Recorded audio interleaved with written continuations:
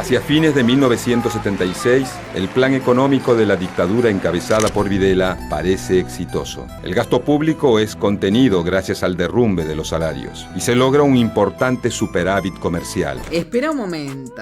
Esto del gasto público contenido por el derrumbe del salario y el tal promocionado superávit, ¿no te resulta conocido? Si todavía no te diste cuenta, acá va una pista. Clonó a sus perros y ahora clona al ministro estrellado de la dictadura, al tal Martínez de Oz. ¿Quién es? ¿Adivinaste? ¿A que sí? El ministro Martínez de Oz le habla a la sociedad. Y dejaron el país al borde de lo que podría ser la peor crisis de la historia. Estaban dadas todas las condiciones para que enfrentemos la peor crisis de la historia.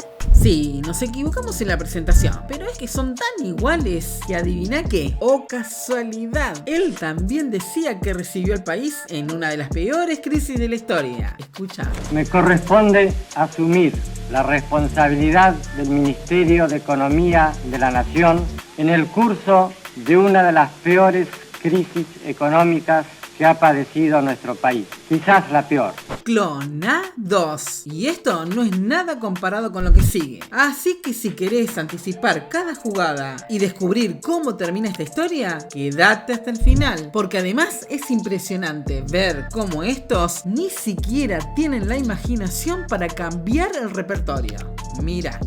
El índice de crecimiento de los precios mayoristas había llegado al 54%. Asumimos con una inflación mayorista mensual del 54% en diciembre.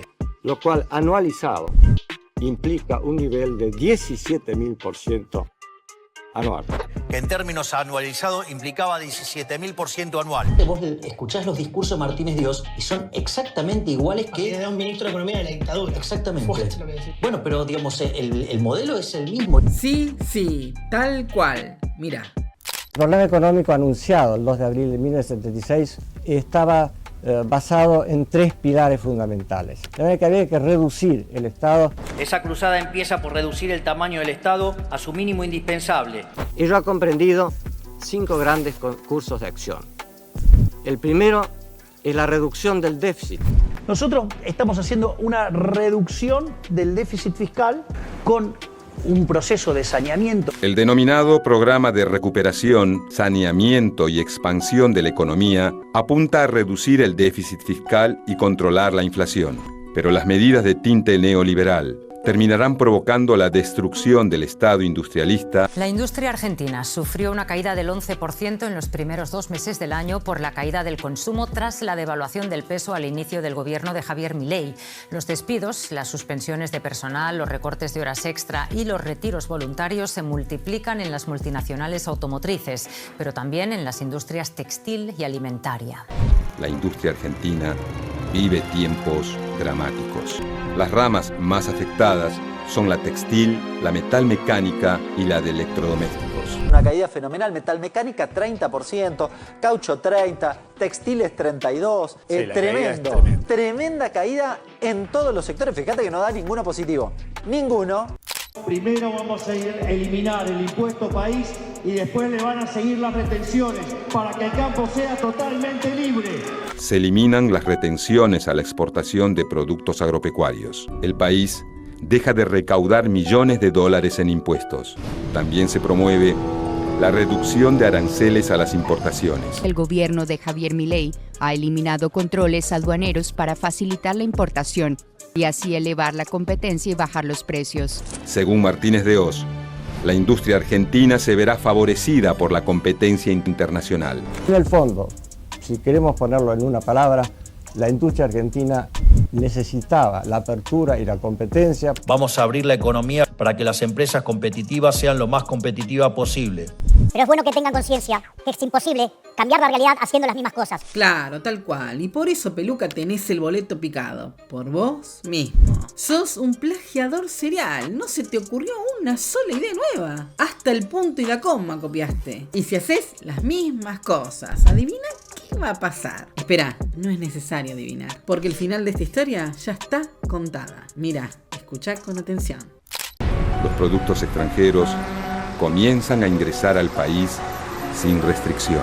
El gobierno de Javier Milei no tiene una gota de proteccionismo y está abriendo la economía argentina a la importación de productos extranjeros. Es parte de su estrategia para bajar la inflación, que ya ha conseguido reducir, aunque fue a costa de una importante caída de la actividad económica con el consecuente aumento del desempleo. La industria local está preocupada porque la importación, ahora favorecida por un peso fuerte, hagan más rentable tener un depósito lleno de productos chinos que mantener fábricas abiertas.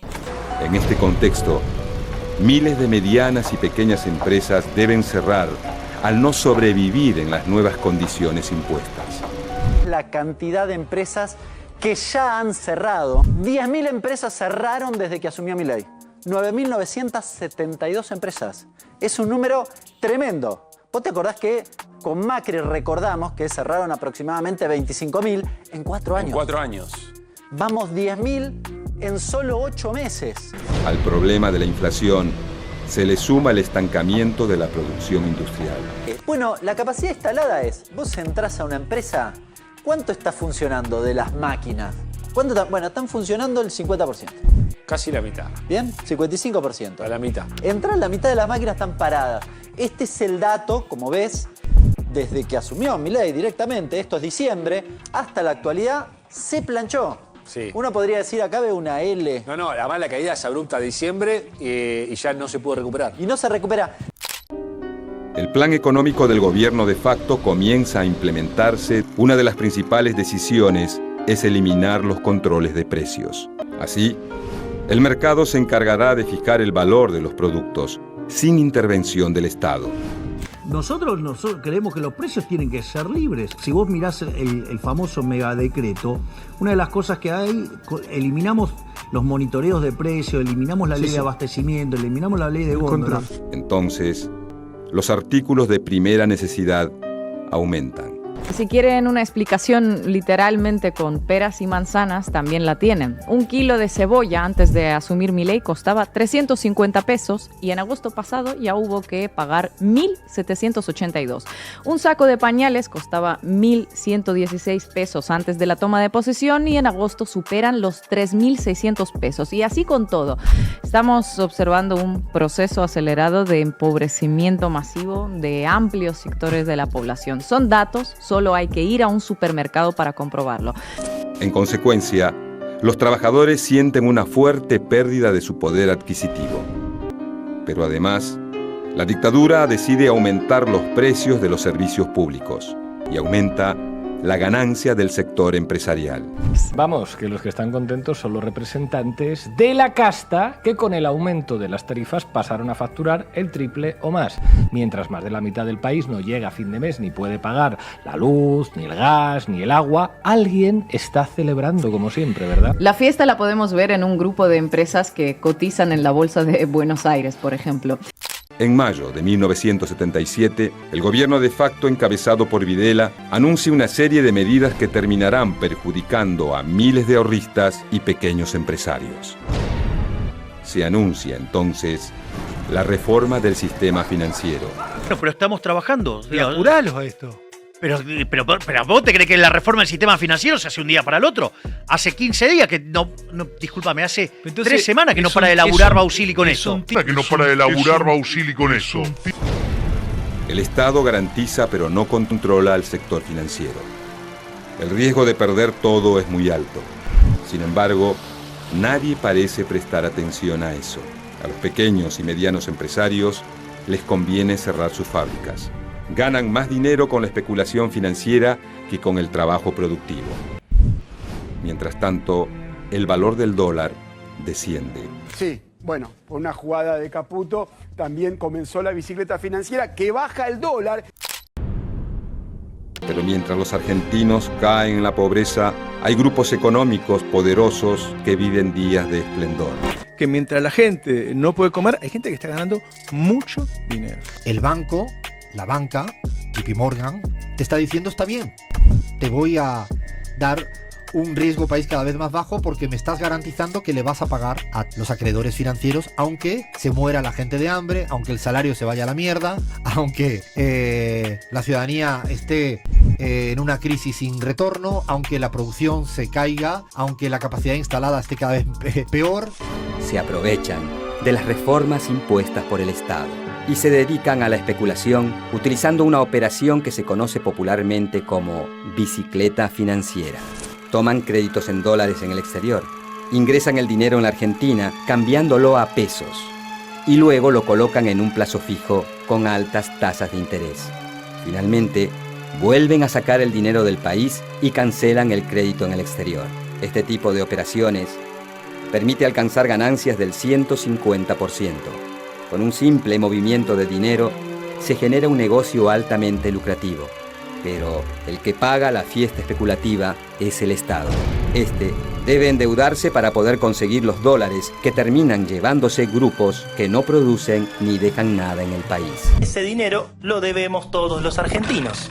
Así debemos trabajar muchísimos años, atravesar diferentes crisis, sufrir los ajustes brutales como los que estamos viviendo, para pagar los intereses de esa deuda y recuperar así la soberanía que fuimos perdiendo. ¿Todo ese sacrificio a cambio de qué? De nada. Lo hizo la dictadura y lo hizo el señor Macri en la Argentina. Es el tercer capítulo. Copy-paste. Copiar, pegar. Es poco creativo Javier Milei, por eso no termino de entender. No hay nada singular en esto. Evidentemente, en distintos periodos históricos la instrumentación es distinta, las circunstancias son diversas, pero los grandes lineamientos son esos, son los mismos. Martínez Dios tiene el carácter de pionero en este sentido, el tipo que sentó las bases de un modelo completamente injusto, un modelo regresivo, que se va repitiendo e incrementando, pero el primero, el papá del modelo, fue sin duda José Alfredo Martínez Dios. Si te gustó este video, no te olvides de darle un like y suscribirte para ver más videos como este. No olvides que tu opinión siempre es importante. Un saludo fuerte y hasta la próxima.